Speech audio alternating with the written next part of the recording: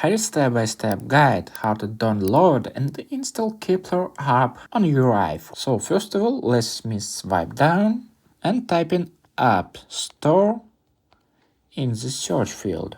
And after that, tap on App Store application at the very top. And after that, once you're here, tap on search icon at the bottom right corner. And now just type in Keplr wallet. And now, once you're here, you can scroll down until you find Keplr wallet.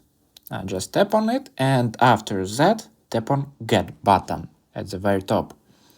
And now just double click to confirm. Just wait a couple of seconds and tap on Open button. Okay, and now you can create a new wallet or import an existing wallet. That's it, I hope it's helped. That's it, please consider subscribe to our channel and give it a thumbs up. And also you can watch this new video or this playlist about Keplr wallet. See you next time.